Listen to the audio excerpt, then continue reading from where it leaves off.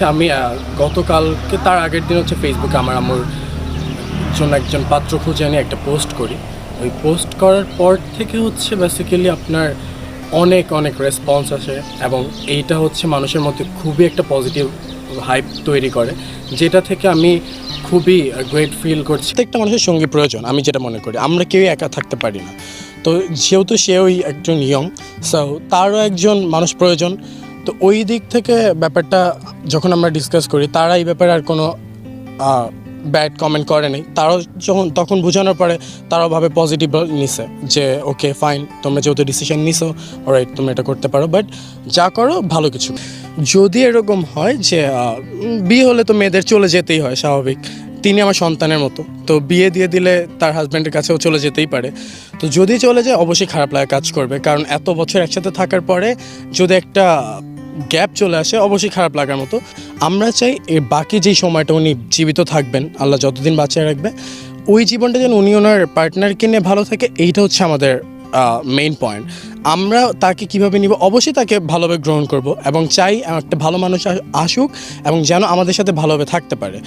But ব্যক্তিগত ব্যাপারে যেটা আমি বলতে চাই যে তারা যদি ভালো থাকে, আমাদের যদি ভালো নাও রাখে বা আমাদের সাথে সম্পর্ক ভালো নাও থাকে, বাট আমার মা এবং তার হাজব্যান্ড যদি ভালো থাকেন, অল দ্য বেস্ট। এটাই আমরা চাই। বিধবা নারীদের কল্যাণের জন্য, তাদের বিপদ দূর করার জন্য, তাদের সাহায্য যদি কেউ এগিয়ে আসে বা তাদেরকে যদি কেউ বিবাহ করে, 3টি পুরস্কার। আসসালামু আলাইকুম ভিউয়ার্স, কেমন আছেন সবাই? আশা করি সবাই অনেক ভালো আছেন। তো ভিউয়ার্স, আজকের ভিডিওটি অত্যন্ত গুরুত্বপূর্ণ, কারণ আপনারা হয়তো সোশ্যাল মিডিয়ায় একটি বিষয় বারবার দেখতেছেন, আর সেই বিষয়টি হচ্ছে ঢাকা কেরানীগঞ্জের এক যুবক অপূর্ব নামে, তিনি একটি ফেসবুক পেজে তার মায়ের জন্য পাত্র চায় এমন একটি বিজ্ঞাপন দিয়েছিলেন।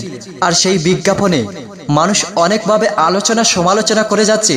তো এখন কথা হচ্ছে সেই মানুষগুলো এখন কোন পরিস্থিতিতে আছে আর কতজন বা সিভি জমা দিয়েছে। তো চলুন শুনে আসি সেই ছেলের মুখ থেকে, যেই ছেলে তার মায়ের জন্য পাত্র চেয়েছিল। তো বন্ধুরা, এই বিষয় বুঝতে হলে অবশ্যই ভিডিওটি শেষ পর্যন্ত দেখতে হবে। তো চলুন দেখে আসি সেই ছেলের মুখ থেকে শুনে।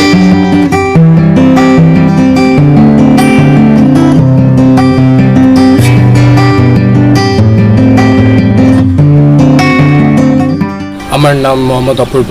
সাম্প্রতিক সময় হচ্ছে আমি গতকালকে তার আগের দিন হচ্ছে ফেসবুকে আমার আম্মুর জন্য একজন পাত্র খুঁজে নিয়ে একটা পোস্ট করি। ওই পোস্ট করার পর থেকে হচ্ছে বেসিক্যালি আপনার অনেক অনেক রেসপন্স আসে এবং এইটা হচ্ছে মানুষের মধ্যে খুবই একটা পজিটিভ হাইপ তৈরি করে, যেটা থেকে আমি খুবই গ্রেট ফিল করছি।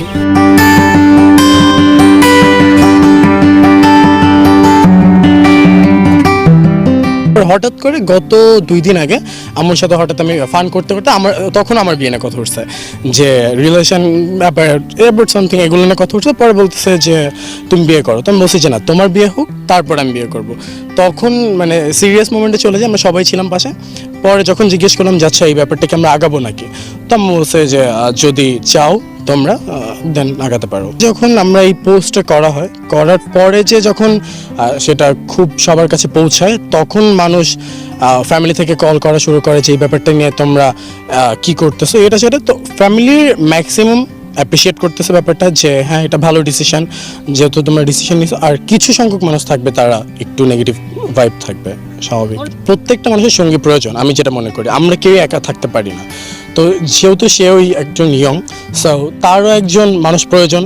তো ওই দিক থেকে ব্যাপারটা যখন আমরা ডিসকাস করি, তারা এই ব্যাপারে আর কোনো ব্যাড কমেন্ট করে নেই। তারাও তখন বোঝানোর পরে তারাও ভাবে পজিটিভ নিছে যে ওকে ফাইন, তোমরা যেহেতু ডিসিশন নিছো অলরাইট, তুমি এটা করতে পারো, বাট যা করো ভালো কিছু করো।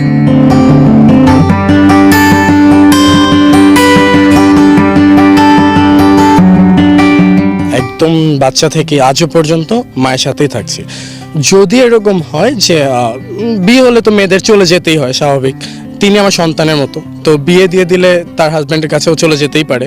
তো যদি চলে যায় অবশ্যই খারাপ লাগা কাজ করবে, কারণ এত বছর একসাথে থাকার পরে যদি একটা গ্যাপ চলে আসে অবশ্যই খারাপ লাগার মতো। আমরা চাই এর বাকি যেই সময়টা উনি জীবিত থাকবেন, আল্লাহ যতদিন বাঁচিয়ে রাখবে, ওই জীবনটা যেন উনি ওনার পার্টনারকে নিয়ে ভালো থাকে, এইটা হচ্ছে আমাদের মেইন পয়েন্ট। আমরা তাকে কিভাবে নিব, অবশ্যই তাকে ভালোভাবে গ্রহণ করব এবং চাই একটা ভালো মানুষ আসুক এবং যেন আমাদের সাথে ভালোভাবে থাকতে পারে। বাট ব্যক্তিগত ব্যাপারে যেটা আমি বলতে চাই যে তারা যদি ভালো থাকে, আমাদের যদি ভালো নাও রাখে বা আমাদের সাথে সম্পর্ক ভালো নাও থাকে, বাট আমার মা এবং তার হাজব্যান্ড যদি ভালো থাকেন, অল দ্য বেস্ট। এটাই আমরা চাই।